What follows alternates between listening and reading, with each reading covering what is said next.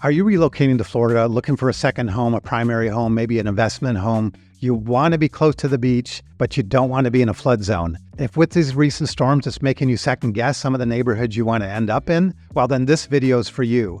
Hi, everyone. I'm David Zachos. I'm broker and owner, Zachos Realty Design, and I am a relocation expert here in this area. I have helped hundreds of people buy homes and sell homes in our local area. I know the neighborhoods. I've worked here 25 years as a deputy detective, and then I transitioned to my second career 17 years ago, selling real estate. I love serving people. I love sharing my insights, my passion, my knowledge of these neighborhoods with everyone when they relocate here, and I'm happy to do that with you. So in this video, I'm going to share an update on Venice Island.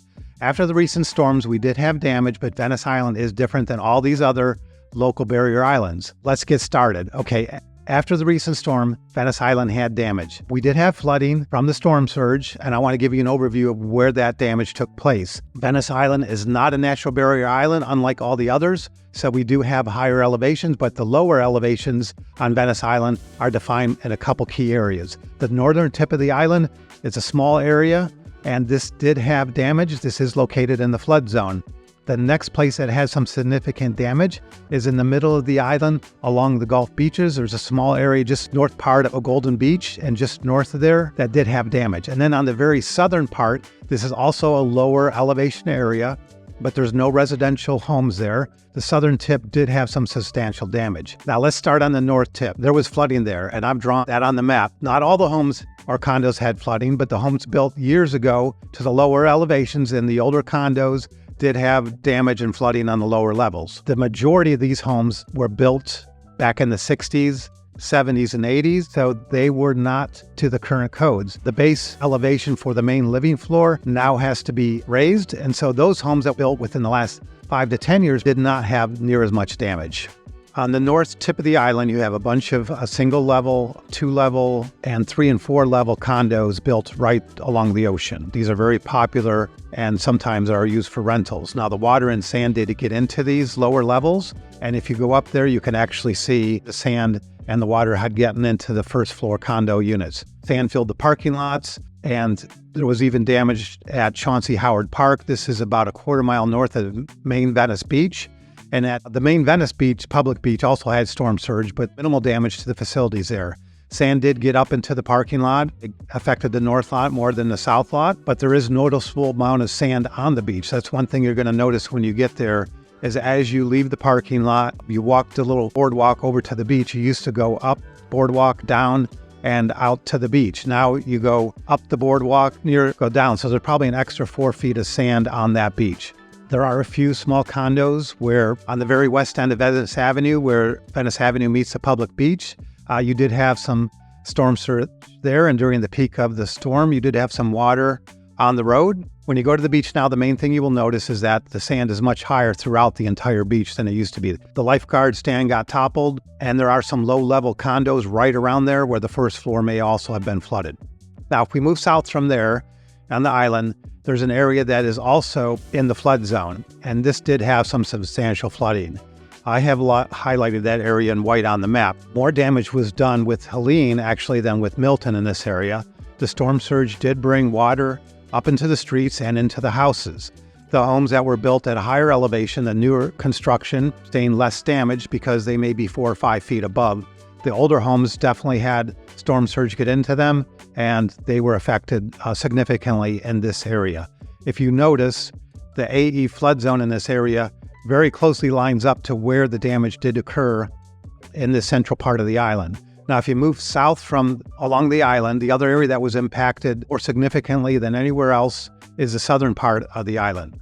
There's no residential homes there. There are 2 very popular beachfront restaurants, Sharky's and Finn's. Finn's is elevated, it's built to current codes, and it did not really sustain any damage at all, maybe just minor. Sharky's, which is out front of Finn's, right along the beach, did have damage, and that is undergoing reconstruction. Venice Fishing Pier did have some damage. Casperson Beach had damage.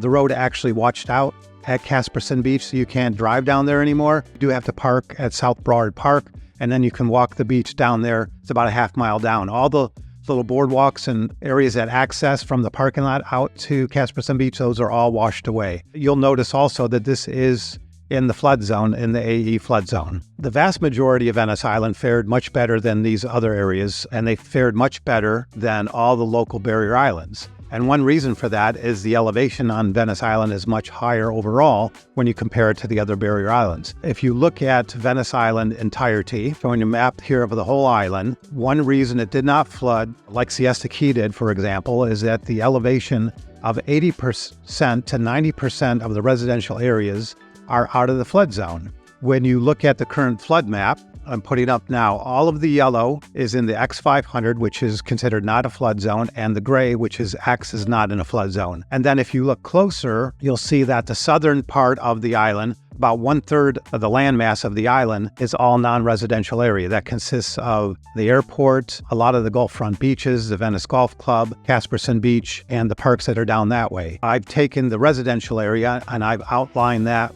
in pink. And then the blue within that outline of pink is the residential area that is in the flood zone on Venice Island.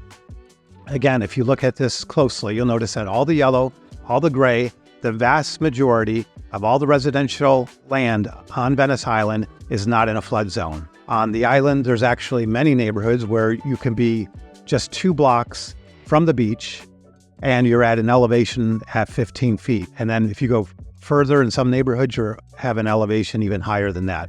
Now, since Venice Island is not a true barrier island, it was actually part of the mainland until the 1960s, and it did not become an island until the intercoastal waterway was dredged, connecting north to south. You take a look at Venice Island, and I want you to take, now that we discussed that, I want you to take a quick look, and I want you to compare Venice Island to the other barrier islands north and south. So if we look at Anna Maria, Longboat Key, Lido Key, Siesta Key, Casey Key, and Minnesota Key, other places where you can have a beachfront home, let's look at the elevation of these and let's look how much of those islands are in the flood zone.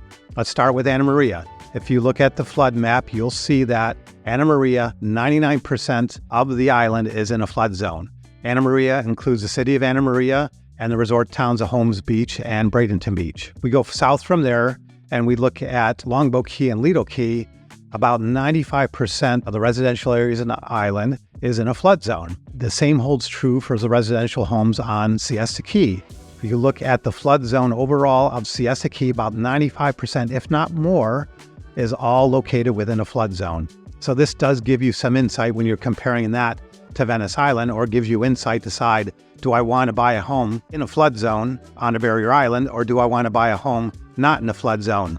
Now, if we go a little bit farther south, Casey Key, this is a little bit better. Probably 90% of the residential area on Casey Key is in a flood zone, so you have about 10% where you can look for a home and find a home not in a flood zone. Minnesota Key, very few areas of the residential area that's also outside of the flood zone. So for all these barrier islands, the true barrier islands up and down our coast, Manatee, Sarasota, and Charlotte counties, if you want to find a home outside of the flood zone, you're really best off looking on the mainland. For buyers that are looking to still find a dream home, a second home, investment home, someplace walking distance to the beach where you don't have to cross a causeway, but where you have less worry about storm surge and you're not going to be in a flood zone, it would only make sense for you to look at Venice Island, where there's a vast majority of the homes and land that are not in the flood zone. There's a reason that I have invested in Venice Island. I own homes here and I have an office here. I absolutely love this. I've been in this area for 42 years and I've learned the ins and outs. Venice Island is a great option in my opinion. The fact that it is the only island that has so much land outside the flood zone, would that possibly accelerate the value and make it more desirable for people that are looking to stay close to the beach, but not in a flood zone? Well, I'm curious to know your opinion on that.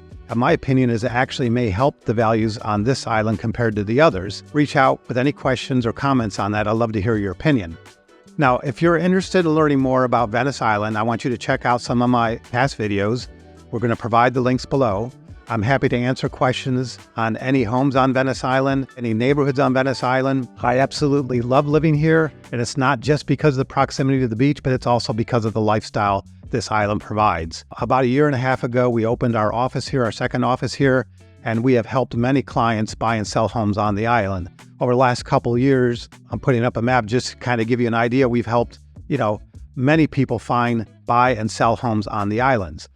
With all this flooding and all these recent storms, you really want to stop and consider where you're going to purchase a home if you're going to purchase something close to the beach. I have intimate knowledge about this island, about the values, about the neighborhoods. I'm welcoming all your questions that you have, so don't hesitate to reach out. I thank you for watching, and I look forward to speaking with you again soon. Before I leave, I just wanted to share one more thing. 3 days after Milton, we took an early morning walk on the beach, and it was very peaceful. It was, back to normal per se as far as the beach goes. I feel very strongly that if you're looking to consider a beachfront town, Venice Island should be in the mix. If you have any questions about Venice, don't hesitate to ask. Or if it's a question about any of the other barrier islands or any of the other neighborhoods outside the barrier islands, I welcome those questions. I thank you for watching again, and look forward to speaking with you again soon. Take care.